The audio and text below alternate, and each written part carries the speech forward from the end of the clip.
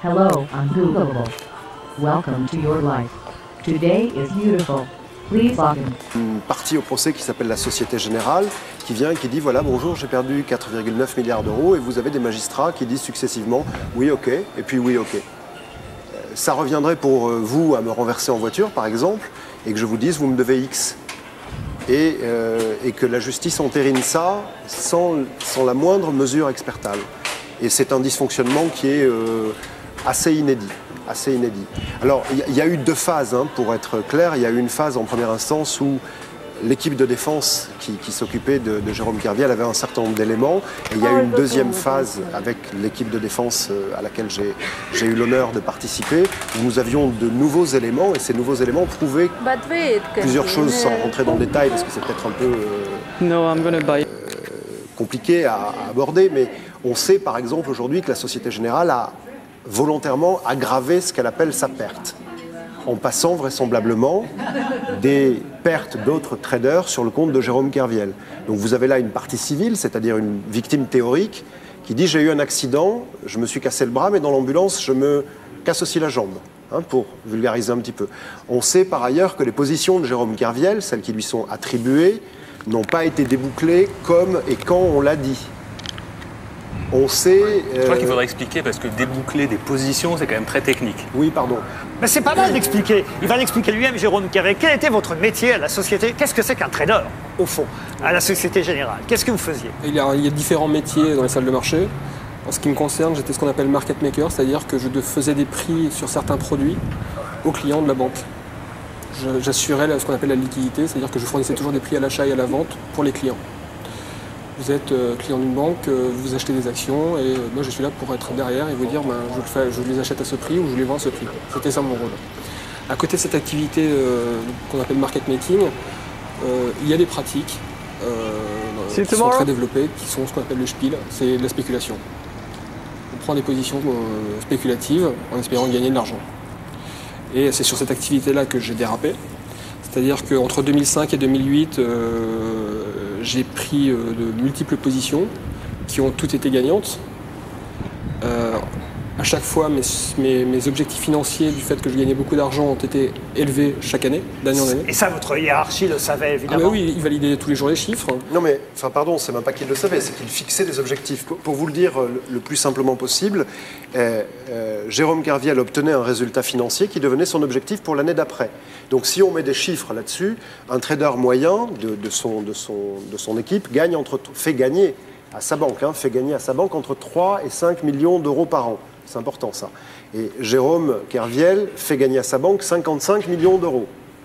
On a des mails de sa hiérarchie qui disent qu'il va falloir modéliser le système Kerviel. Mais à part ça, ils ne sont pas au courant. Pendant combien de temps ça? 3 ans. 3 ans, oui. C'est-à-dire que le résultat qu'il obtient chaque année devient l'objectif de l'année d'après.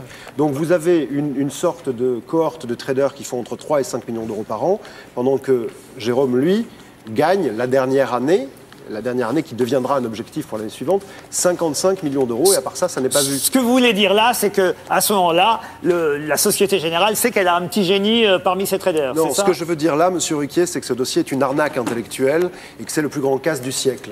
Non mais, et que par rapport aux sommes que vous annoncez, qu'on comprenne bien une fois de plus, parce que vous avez le droit, c'est très technique et j'y connais rien dans ce domaine en l'occurrence, vous avez le droit d'aller jusqu'à 125 millions d'arbitrage, c'est ça? Vous pouvez nous expliquer ce que ça veut dire? Alors 125 millions d'euros, c'est ce qu'on appelle une limite d'exposition. Voilà, et vous êtes allé jusqu'à de risque, vous êtes allé jusqu'à...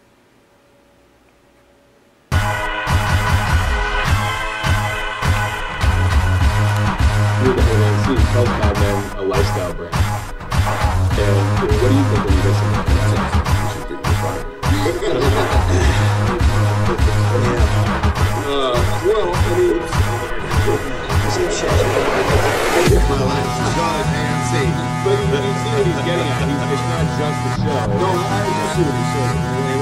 In the sense that there's a deeper impact of the show other than just a television show. And I think that's pretty accurate. Lifestyle. A lifestyle no one wants.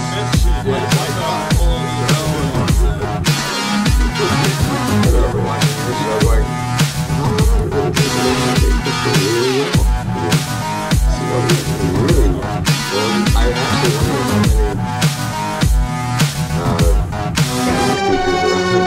actually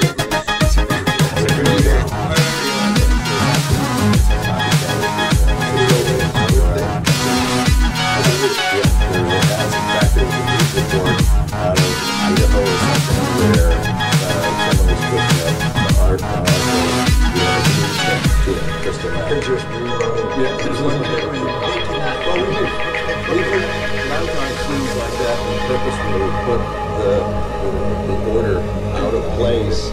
And we're going to make a how-to video. Right. That's not special. You can see it. You can see him with his fingers going. Thank you for logging out. Today was a wonderful day. Please come back tomorrow. Red, blue, green. Mic check 1 2. Congratulations. You reject the good enough. You reject words like symbolism and postmodernism. Obsolescence is not part of your vocabulary. Every night, every day, every step of the way. The diktat of fashion. The agenda of the color wheel. Gone. It takes more than a pretty face to catch your attention. I repeat. It takes more than a pretty face to catch your attention. Good. That is very good. Real source decoded. For you. For the most perfect moisturizer. The most advanced cosmetic lineup. Scientifically proven, scientifically tested. For you. Congratulations. Calibration completed.